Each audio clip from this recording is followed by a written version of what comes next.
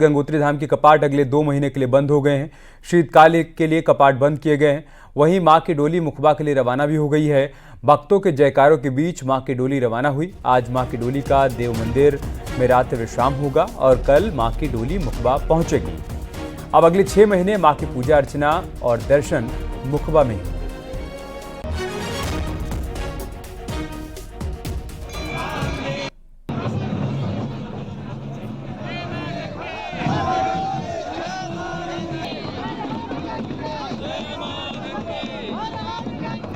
दो तस्वीरें हम आपको दिखा रहे हैं। पहली तस्वीर उस वक्त की है जब कपाट बंद किए जा रहे थे शीतकाल के लिए। गंगोत्री धाम के कपाट अब बंद हो गए हैं। अगले 6 महीने मां के दर्शन मुखबा में होंगे। और दूसरी तस्वीर में आप मां के दर्शन कर सकते हैं। उनकी डोली गंगोत्री धाम से मुखबा के लिए रवाना हो गई है। अब अगले 6 महीने तक आप मां गंगा के दर्शन मुखबा में ही कर पाएंगे।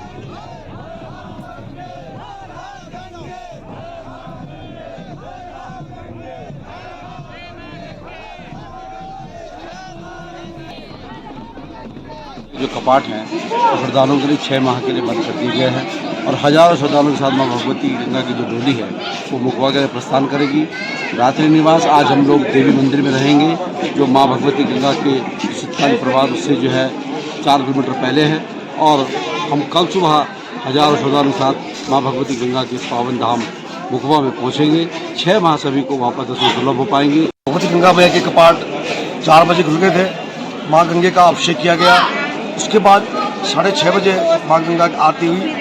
उसके बाद सभी तीर्थ पुरोहितों ने यहाँ पर गंगा सहस्रनाम का पाठ किया और गंगा मैया का जो कलेवर है उसको उतारा गया और माँ गंगा की डोली 12:14 पर श्रद्धालुओं के लिए बंद कर दी गई है और यहाँ से गंगा मैया की डोली प्रस्थान हो चुकी है। लकी है कि हम क्लोजिंग सेरेमनी के टाइम आ पाए and we could make it before actual closure.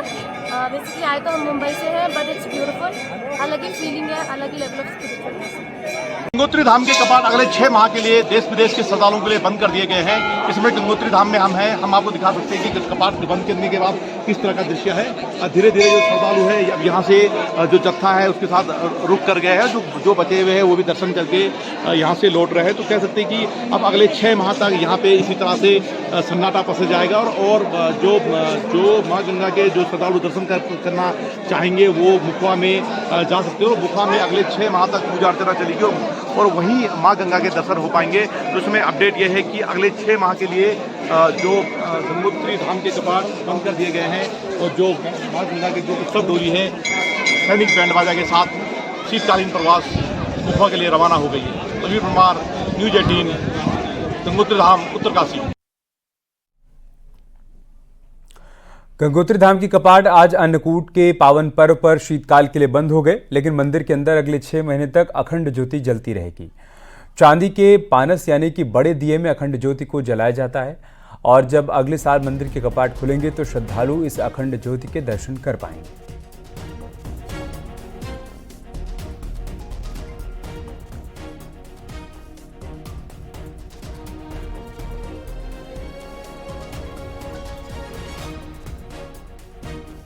होने के बाद अखंड ज्योति मंदिर में जलती रहती है और वो उस चीज को हम आपको दिखाते हैं।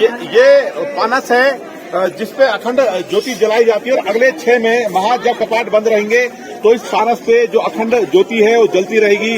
जब कपाट खुलेंगे अगली बार तो ये ज्योति उस समय भी जलती दिखाई देगी और इसका अपना महत्व है। कहते हैं कि इस जब कपाट खुलते हैं तो जो इस ज्योति के दर्शन करते हैं और जो मनोकामना करते हैं तो पूर्ण होती है। खुद यहाँ पे पुरोहित मेरे साथ मौजूद है, इनसे हम जानना चाहेंगे अखंड पानस में जो रखा जाता है अखंड ज्योति उसका क्या महत्व है। देखिए, अभी आपके सम्मुख ये पानस जो रखा हुआ है, एक पानस हमने अंदर रखा हुआ है। हम लोग जो है इसमें और उस पानस में इतना घी तेल भर देते हैं कि वो पूरे 6 माह तक जो है वो चलता रहेगा। लेकिन असीम कृपा माँ भगवती गंगे की है कि आपके घर में अगर छोटा सा पानस अगर वो चल रहा है तो 1-2 घंटे में जो लौ लग के वो बुझने लगता है। लेकिन ये कभी भी हमने अपने जीवन काल में जो है बुझता नहीं देखा है। और अक्षय तृतीया के रोज जब पुनः यहाँ पर वापसी होगी, हम लोग कपाट खोलेंगे तो ये जलता हुआ पाया जाता है। तवीर परमार, न्यूज़ 18, गंगोत्री धाम, उत्तरकाशी। और दिवाली के मौके पर बॉलीवुड एक्ट्रेस सारा अली खान का केदारनाथ धाम की यात्रा का वीडियो सामने आया है। वीडियो में सारा साउथ इंडियन से लेकर सादा खाने के मजे ले रही हैं। गुलाबी ठंड के बीच सारा गर्म चाय भी एंजॉय कर रही हैं। गौरतलब है कि एक्टर सारा अली खान पहले भी केदारनाथ धाम आती रही हैं। धाम के कपाट श्रद्धालुओं के लिए रविवार को बंद हो रहे हैं। 3 नवंबर को धाम के कपाट बंद होंगे और उससे पहले सारा अली खान केदारनाथ धाम दर्शन पूजन करने के लिए पहुंची। इस दौरान वो शुद्ध शाकाहारी भोजन करती हुई नजर आई हैं, जिसका वीडियो उन्होंने शेयर किया है। साथ ही साथ उन्होंने गुलाबी ठंड में गर्मा गर्म चाय का भी आनंद लिया। आलू मेथी, ये हरी सब्जी है, ये भिंडी हो गई, ये पनीर भुर्जी हो गई, ये मिस्सी रोटी हो गई, ये तंदूरी। और तानिया यही खा रही है। What are you eating, Sarah? I'm having ghee, desi ghee with desi Himachali gur and missi. Kedarnath धाम की कपाट बंद होने से पहले बाबा केदार के दर्शन करने के लिए भक्तों के आने का सिलसिला जारी है।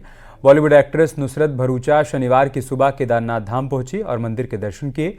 दर्शन के बाद नुसरत भरूचा ने कहा कि वो काफ़ी समय से यहां आने का प्रोग्राम बना रही थी, लेकिन जब ईश्वर की मंजूरी मिली तभी वो यहां पर आ पाई हैं। टीवी से करियर की शुरुआत करने वाली नुसरत सैकड़ों बॉलीवुड फिल्मों में एक्टिंग कर चुकी हैं। केदारनाथ धाम के कपाट बंद होने से पहले वो भी दर्शन करने के लिए पहुंची हैं।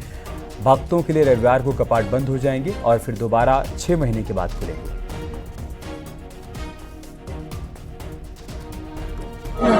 मैं शब्दों में ये जाहिर नहीं कर पाऊंगी। मेरा बहुत सालों से सपना था मैं केदारनाथ बद्रीनाथ आऊँ, बट प्रोग्राम बन ही नहीं रहा था, आने का हो ही नहीं रहा था। मुझे हर बार हर इंसान कहता है कि जब भी वो बुलाएंगे तब भी आ पाऊंगी। पता नहीं कैसे इस बार आ गई। 17 नवंबर को भगवान बद्री विशाल के कपाट शीतकाल के लिए बंद हो जाएंगे, जिसको लेकर बद्रीनाथ धाम में तीर्थयात्रियों की संख्या लगातार बढ़ती जा रही है और बद्रीनाथ धाम में हर दिन 10 से 11 हजार यात्री दर्शन करने के लिए पहुंच रहे हैं। बद्री विशाल के दर्शन के लिए लंबी लंबी कतार लगी हुई है और तीर्थयात्री दर्शन करने का इंतजार कर रहे हैं। केदारनाथ से यहाँ आए, हमें हर जगह की व्यवस्था बहुत बढ़िया लगी और आते ना कोई किसी प्रकार की हर जगह हमें सुविधाएं मिलती रहीं और हम अपने उचित समय से पहुंचते गए और अपना यात्रा सफलपूर्वक करते गए। बहुत ही अच्छा लगा सर, बहुत ही अच्छा लगा।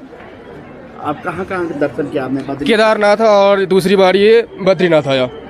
बद्रीनाथ धाम में कार्तिक स्नान के लिए भी श्रद्धालु इस महीने यात्रा पर पहुंचते हैं और आप तस्वीरों में देखिए किस तरीके से मंदिर परिसर के बाहर भी अभी भी लंबी लाइन लगी हुई है। इसी तरीके की भीड़ आप अंदर भी देख सकते हैं और सुबह सुबह का इस समय है और लगातार बद्रीनाथ धाम में जो यात्रियों की संख्या है वो बढ़ती जा रही है। भीड़ और यात्रियों की संख्या से कहीं ना कहीं बद्रीनाथ धाम में चहल पहल भी इस समय देखी जा रही है और लोग भगवान बद्री विशाल के दर्शन भी कर रहे हैं। अक्टूबर महीने की अगर बात करें तो अक्टूबर महीने में काफ़ी वीआईपी बद्रीनाथ धाम पहुंचे, जिसकी वजह से बद्रीनाथ धाम की संख्या, यात्रा की जो संख्या है वो लगातार बढ़ती चली गई। बद्रीनाथ धाम में 12,74,000 से अधिक यात्री इस समय दर्शन कर चुके हैं और हर दिन अगर बात करें तो अक्टूबर महीने में 10 से 11 हज़ार यात्रियों ने भगवान बद्री विशाल के दर्शन किए। यात्रियों का भी स्पष्ट कहना है कि बद्रीनाथ धाम में जो व्यवस्थाएं सरकार या मंदिर समिति के द्वारा की है उससे कहीं ना कहीं सुविधाएं अच्छी हुई हैं। नितिन सेमाल, न्यूज़ 18, बद्रीनाथ धाम। चमोली से खबर है, जहां पर केंद्रीय राज्य मंत्री एसपी सिंह बघेल ने बद्रीनाथ धाम पहुंचकर भगवान बद्री विशाल के दर्शन किए और देश की खुशहाली और समृद्धि की प्रार्थना की। इस मौके पर बघेल ने कहा कि चारों धाम में सरकार का विकास कार्यों को लेकर फोकस है। इसके साथ ही बघेल ने कहा कि बीजेपी की सरकार में मठ मंदिर सभी सुरक्षित हैं।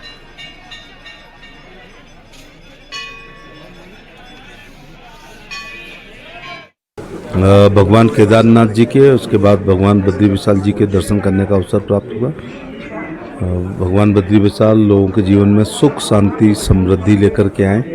देश की एकता अखंडता मजबूत हो, भाईचारा मजबूत हो, देश में खुशहाली आए और भारत विश्व गुरु बने और एक विकसित राष्ट्र बने। सर्वे भवन्तु सुखिनः, सभी लोग सुखी रहें, सभी निरोगी रहें। मैं मोदी जी का भी आभार प्रकट करना चाहूँगा कि आपदा के बाद केदारनाथ का में लोगों की भावनाओं को देखते हुए बहुत निर्माण कार्य हो रहे हैं और यहाँ उधर उत्तरकाशी में यमुनोत्री धाम के कपाट बंद होने की तैयारियां जोरों पर हैं। विश्व प्रसिद्ध यमुनोत्री धाम के कपाट भैया दूज के पावन पर्व पर 3 नवंबर को दोपहर 12:05 पर बंद होंगे। अभिजीत मुहूर्त में वैदिक मंत्रोच्चार के साथ शीतकाल के लिए कपाट बंद कर दिए जाएंगे, जिसके बाद शीतकाल में 6 महीने तक मां यमुना के दर्शन, उनके शीतकालीन प्रवास खरसाली में किए जाएंगे। यमुनोत्री धाम में पुरोहितों द्वारा कपाट बंद की प्रक्रिया शुरू हो चुकी है।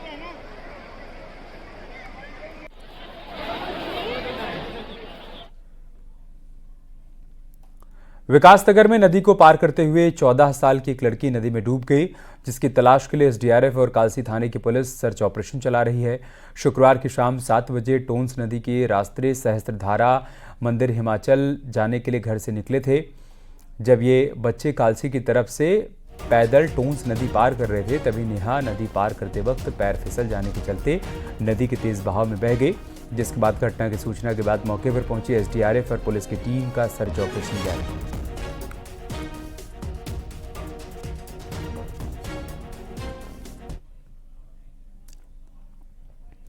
खबर रुड़की से है, जहां पर गंगनहर इलाके के सालियर के पास देर रात एक कबाड़ के गोदाम में भीषण आग लग गई। लोगों की सूचना के बाद पहुंची फायर ब्रिगेड की गाड़ी ने बड़ी मुश्किल से आग पर काबू पाया। वहीं आग में जलकर लाखों का सामान राख हो गया।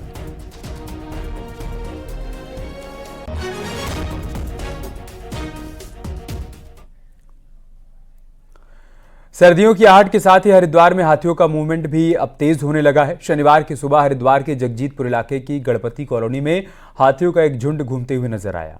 ये इलाका राजाजी टाइगर रिजर्व के करीब है। रिजर्व के आसपास अक्सर हाथी जंगल से निकलकर कॉलोनियों की तरफ आ जाते हैं। लोग कई बार हाथियों के आतंक से निजात दिलाने के लिए वन विभाग से गुहार लगा चुके हैं, लेकिन हाथियों को रिहायशी इलाके में आने से रोकने के लिए वन विभाग अभी तक कोई ठोस कदम नहीं उठा पाया है।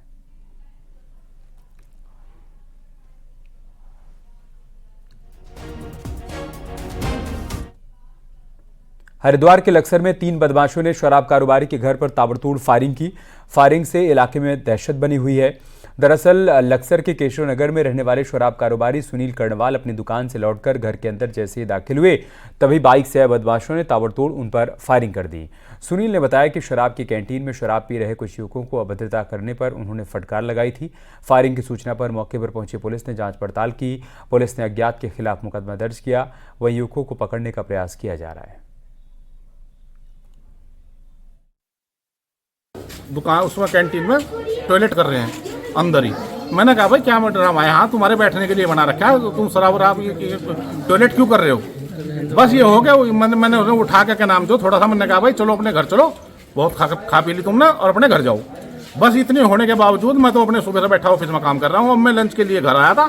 घर आते साथ जैसे मैंने गेट खोला है अपना, गेट खोलते साथ धड़ा धड़ 8-10 फायरिंग हुई है। उत्तराखंड में लंबे समय से इनामी बदमाशों की तलाश में पुलिस जुटी हुई है। जहां इन बदमाशों पर 2 लाख रुपए तक के इनाम घोषित किए गए हैं, तो वहीं कुछ ऐसे भी बदमाश हैं जिन पर सिर्फ 5 लाख रुपए का इनाम घोषित है।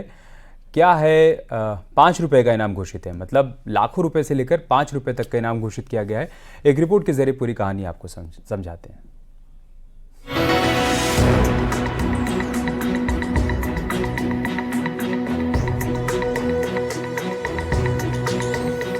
क्या इस समय मात्र 5 रुपए में कुछ मिल सकता है?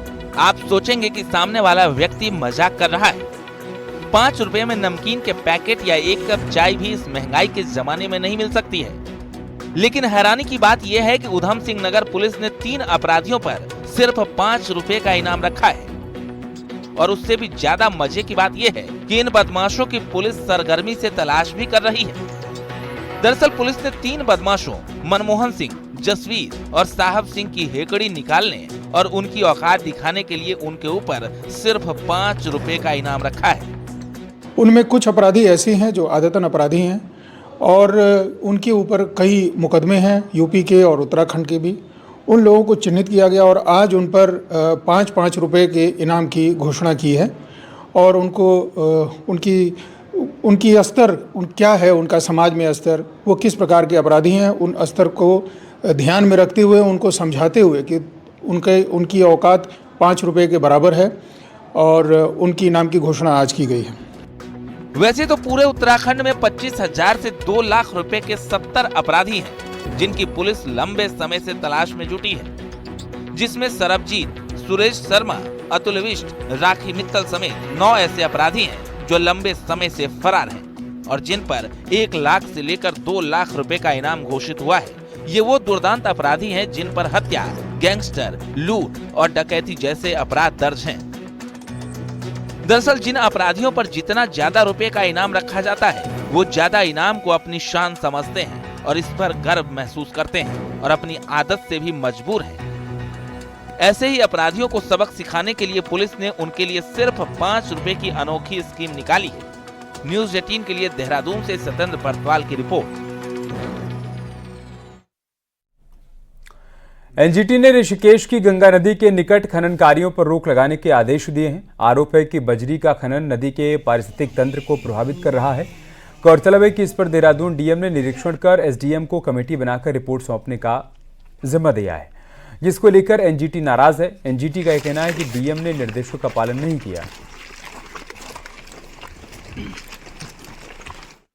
जो घाट पे हमारा सिल्ट जमा हो जाता है तो उसके ऑक्शनिंग के लिए कुछ पब्लिक इंटरेस्ट में रीजंस कोट करते हुए हमारे प्रेडिसेसर ने कुछ अनुमति दी थी, तो उसको चैलेंज किया गया है ऑनरेबल एनजीटी में। ऑनरेबल एनजीटी की डायरेक्शंस थी कि यहाँ पे इंस्पेक्शन किया जाए कि whether any instance of illegal mining has taken place in the past in the duration that was given to the minor. So उसी के परिप्रेक्ष्य में जॉइंट कमेटी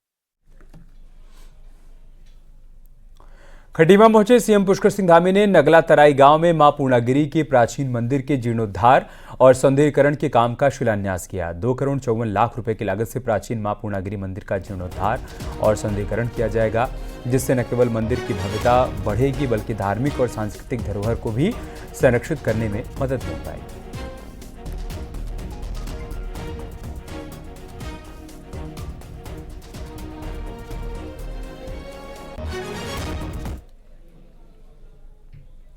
खनन विभाग ने साल के शुरुआती 4 महीने में ही 333 करोड़ का रिकॉर्ड राजस्व हासिल किया, जो कि बीते साल की अपेक्षा करीब दोगुना है। सरकार का कहना है कि उसके कुशल प्रबंधन की वजह से हो पाया है, जबकि विपक्ष इस पर सवाल खड़े कर रहा है।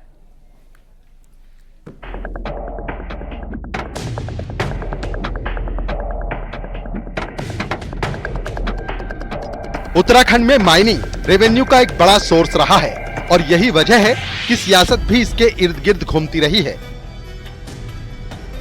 कोई सरकार ऐसी अछूती नहीं रही जिसमें खनन मुद्दा ना बना हो, लेकिन इस बार खनन विभाग ने रिकॉर्ड राजस्व हासिल किया तो सरकार भी पीठ थपथपाकर शाबाशी देने में पीछे नहीं रही। साल 2022-23 में जहां साल भर में खनन विभाग ने कुल 472 करोड़ का राजस्व हासिल किया, वहीं इस साल केवल 4 महीने में ही 333 करोड़ रुपए की कमाई हो गई।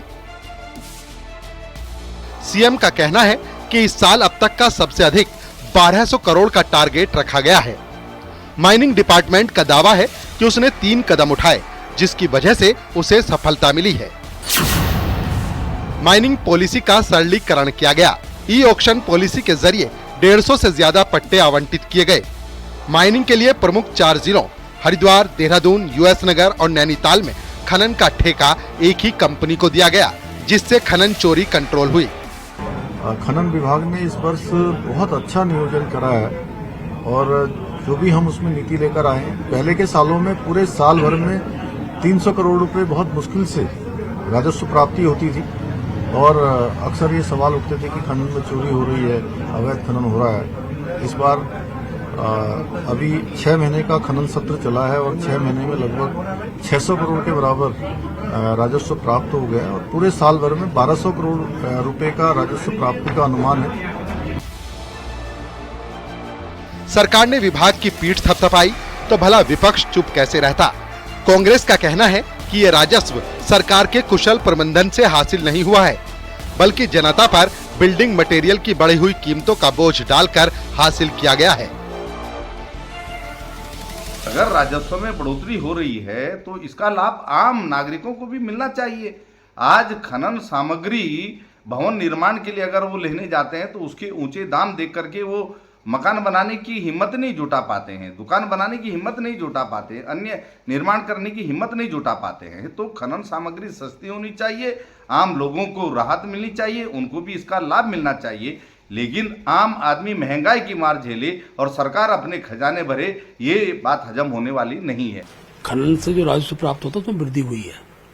अब क्योंकि कांग्रेस का कोई विषय बचता नहीं है, आखिरकार रेट बढ़ाने के जिस तथ्य को कांग्रेस के लोग बोल रहे हैं वो तथ्य को कोई स्वीकार करने वाला नहीं है। चोरी रोकी गई और कालाबाजारी जो उस रूप में होती थी उस पर कड़ाई से उसको रोकने का सरकार द्वारा प्रयास किया गया, उसके परिणाम भी हमारे सम्मुख है। बहरहाल विपक्ष के आरोपों के बीच इस बात में कोई दो राय नहीं है कि आय के सीमित स्रोत के बीच माइनिंग से मिल रहा रिकॉर्ड राजस्व सरकार के लिए संजीवनी से कम नहीं है। माइनिंग के बाद परिवहन दूसरा ऐसा डिपार्टमेंट है जिसने रेवेन्यू कलेक्शन में खुद को सरकार की टॉप लिस्ट में शामिल किया है। देहरादून से न्यूज़ 18 के लिए सुनील नवप्रभात की रिपोर्ट। सरोवर नगरी नैनीताल में देश विदेशों से पर्यटक आते हैं और यहाँ की नमकीन ने अपनी खास पहचान बनाई है। 70 सालों से यहाँ की नमकीन ने दुनिया में नाम कमाया है।